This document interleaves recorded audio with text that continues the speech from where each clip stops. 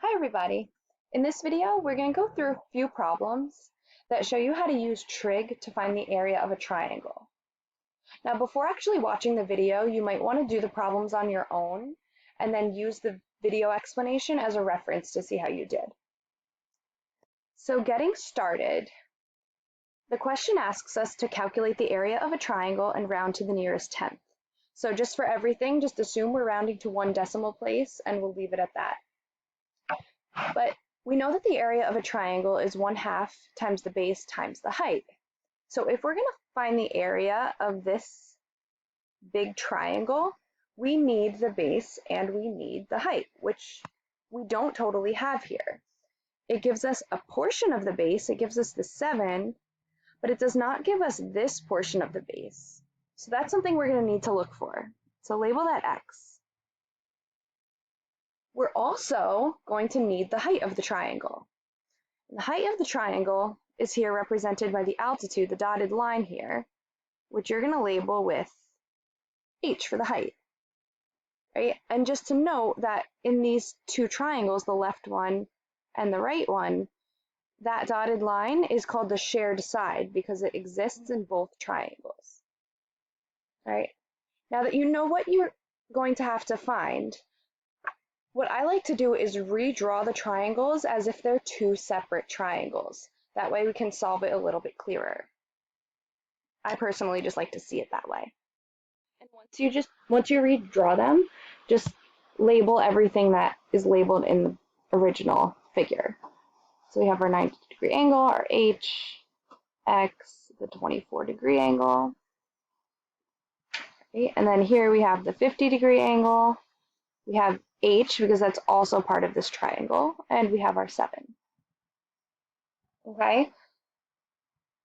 And you can even separate them if you want.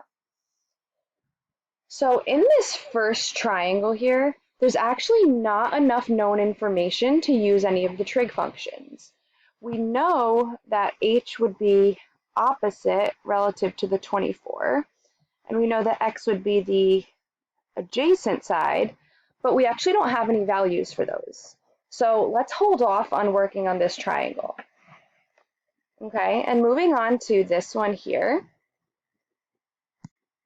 we have 7 relative to the 50 is the opposite side, and the height h is going to be our adjacent.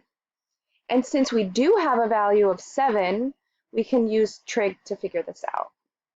Now to solve for h, we're going to use tangent because we're working with opposite and adjacent, right, Toa? So the tangent of 50 equals 7 over h, opposite over adjacent. But of course, in order to do cross multiplication to solve this, we need fractions. So we'll put that over 1 and cross multiply, so we get 7 equals h times the tangent of 50. Now because h is being multiplied by the tangent of 50 here, to get rid of it, we have to divide both sides by the tangent of 50, which then makes these cancel. And when you calculate 7 divided by tangent of 50 in your calculator, you get that h equals about 5.9. Okay, so we actually just found the height of our triangle. So we can label that wherever we have an h. Right, so here we know the height was 5.9. Here we now have a value for that opposite side. 5.9 is the height, and we can even label that in our original diagram. 5.9 is the height. Okay, now looking back at this left triangle, now that we have a value, 5.9 is the opposite, we can use trig to figure this one out. So we're working with opposite and adjacent, which means we're using tangent. So the tangent of 24 equals 5.9 over x. In order to cross multiply, we need fractions. So put that over 1. 5.9 times 1 is 5.9 equals x times the tangent of 24, but since we're solving for x, we need to divide both sides by tangent of 24, which makes this cancel. So when you put 5.9 divided by tangent of 24 in your calculator, you'll get that x equals about 13.3. Okay, and we can go ahead and label that wherever we have x. So x is 13.3, and x here is 13.3.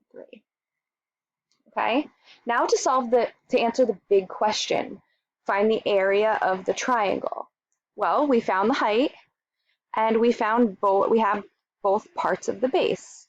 So the total base here is 13.3 plus 7 to get that entire base, which is going to give us 20.3 when you add that together. So we know the base is 20.3, the height is 5.9, and all you need to do now is put that into the area formula.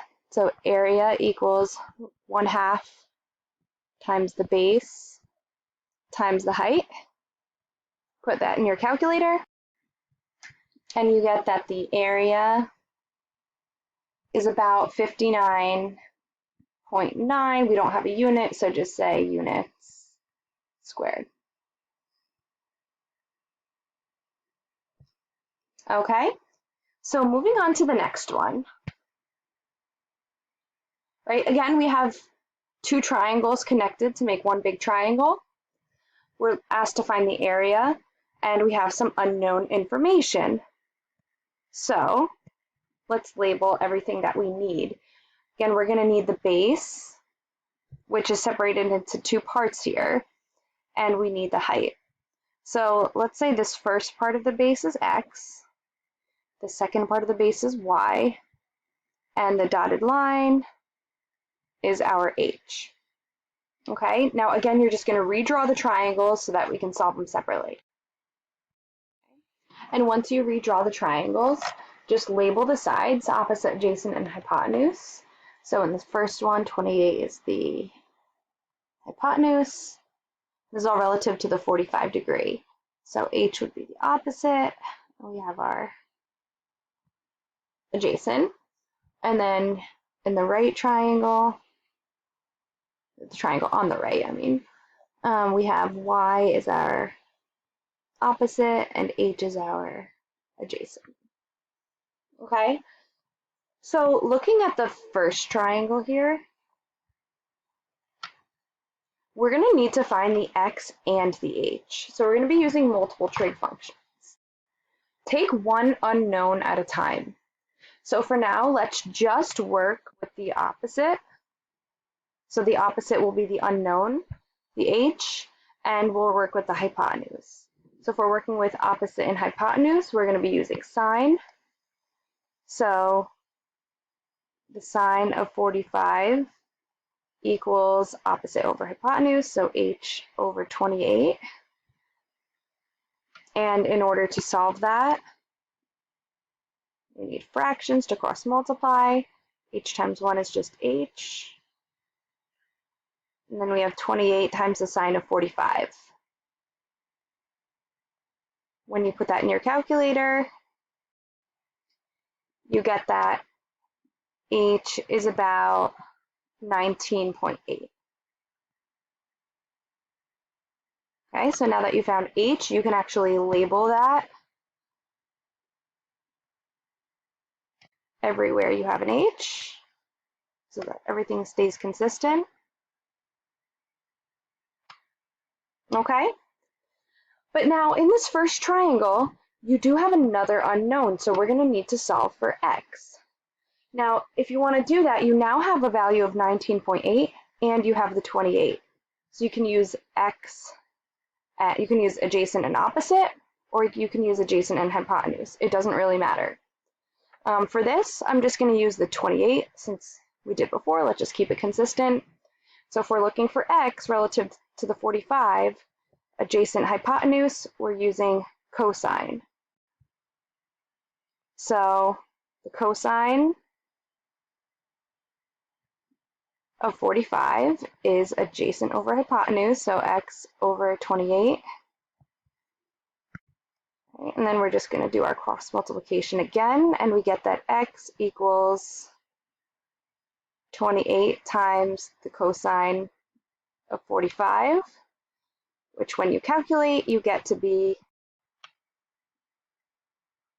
19.8 again. Now, for those of you who noticed in the beginning, this triangle here, we have a 90-degree angle and a 45-degree angle. This is just a side note, by the way, kind of. We know in a 45, 45, 90 triangle, the two legs have equal length. So if we found h before, we actually can automatically say that x is the same exact value. We did a little bit of extra work and used trig to figure that out, but if you happen to notice that this is a 45, 45, 90 triangle, you just need one, and you can automatically assume the other. So we actually didn't need to do all this work. We could have just assumed that x is 19.8 as well. But no harm in extra practice. Okay, so moving on to the next triangle. Relative to the 54, we have the opposite and adjacent, so we're using tangent. Since we found the height already, 19.8, we're just going to use that. So the tangent of 54 equals y over 19.8. Cross multiplying, you get that y equals 19.8 times the tangent of 54. Calculate that, and you get that y is about 27.3. Okay, so label everything that we have. We know that we got x to be 19.8, y is 27.3. So we have the height, and we just need to add these together to get the base. So when you add 19.8 and 27.3, we get that the entire base of the original triangle is 47.1. All right, so let me just rewrite this over here. We have a value for the height. We have a value for the base. And to answer our final question, to calculate the area of the triangle, area equals 1/2 base times height. I flipped them here, that's okay. Multiplication is commutative. And once you calculate that, you get that the area is 466.3 units squared. All right, so hopefully that was helpful. As always, feel free to reach out with any questions. Have a great day.